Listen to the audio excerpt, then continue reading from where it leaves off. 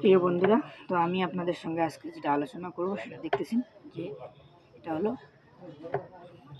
ইঞ্জিনের নজেল বা ইঞ্জেক্টর। এর অরিজিনালি ভালো নাম হলো ইঞ্জেক্টর। তো এটা হলো আমাদের স্প্রিং আর এটা হলো নিডল ভাল্ব। আপনাদেরকে আমি দেখানোর চেষ্টা করতেছি হাতে নিয়ে, পরিষ্কারভাবে দেখতে পাচ্ছেন যে নিডল ভাল্ব স্প্রিং আর অ্যাডজাস্টিং স্ক্রু হলো আমাদের তিনটি জিনিস। আর আমি এখানে আগে থেকেই লুজ করে রেখেছি, তো দেখতে পাচ্ছেন অরিজিনালি এটার নাম হলো নজেল, কিন্তু আমরা অনেক সময় পুরো বডিটাকেই নজেল বলে থাকি, কিন্তু পুরো বডিটার নাম নজেল নয়, আমাদের পুরো বডিটার নাম হলো ইঞ্জেক্টর ফুয়েল পাম্প।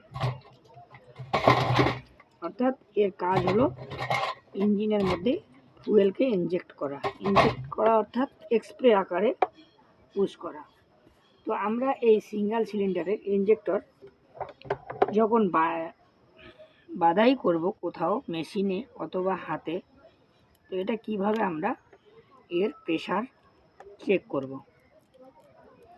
তো বন্ধুগণ, মূলত হলো ইঞ্জেক্টরের প্রেশার একুরেট না হলে অনেক সময় ইঞ্জিন স্টার্ট হবে না, অনেক সময় ফুয়েল অতিরিক্ত যাবে, অনেক সময় কি হবে ফুয়েলের এক্সজস্টের যে ধোঁয়াটা আসবে সেই ধোঁয়াটা কিন্তু আপনাদের চোখে লেগে যাবে, মরিচে যেরকম চোখের মধ্যে ধরবে সেরকম ধরবে। তো দেখতে পাচ্ছেন আমি পুরোনোটাকে ঠিক সাইড করে রাখলাম, আর নতুন ইঞ্জেক্টরকে এরকমভাবে একটু আমরা ডিজেল দিয়ে আগে পরিষ্কার করে নেব, যদিও এর মধ্যে অয়েল কম বেশি থেকেই যায় সব সময়।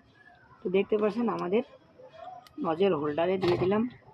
এরপরে আমরা ঠিক এটাকে এভাবে লাগিয়ে নেব, দেখতে পাচ্ছেন আমি যেভাবে লাগিয়ে নিচ্ছি। এরপর আমরা কি করব, এরকম দুটি স্লাইড রেঞ্জ নেব, এরকম নিতে পারেন, অথবা আপনাদের যদি এরকম মাপে 21 নম্বর ডাল রেঞ্জ থাকে তাও নিতে পারেন। তো আমি যেহেতু অ্যাডজাস্টেবল রেঞ্জ এটা সব জায়গায় অলরেডি কম বেশি খুব সঠিকভাবে কাজে লাগে, এটাকে অ্যাডজাস্টেবল রেঞ্জও বলা হয় আর এটাকে স্লাইড রেঞ্জও বলা হয়। তো আমরা দুটি নামের, একটি হলো স্লাইড রেঞ্জ, স্লাইড অর্থাৎ এই জন্য যে আমরা আস্তে আস্তে একে স্লাইড করে বড় এবং আস্তে আস্তে স্লাইডিং করে একে ছোট করতে পারি, সেজন্য এর নাম স্লাইড রেঞ্জ, অথবা অ্যাডজাস্টেবল রেঞ্জ, আমরা এর মুখটাকে সবসময় অ্যাডজাস্ট করতে পারি সেজন্য অ্যাডজাস্টেবল রেঞ্জ বলা হয়। তো দেখুন বন্ধুগণ, আমার এর পর এই যে দিকটাতে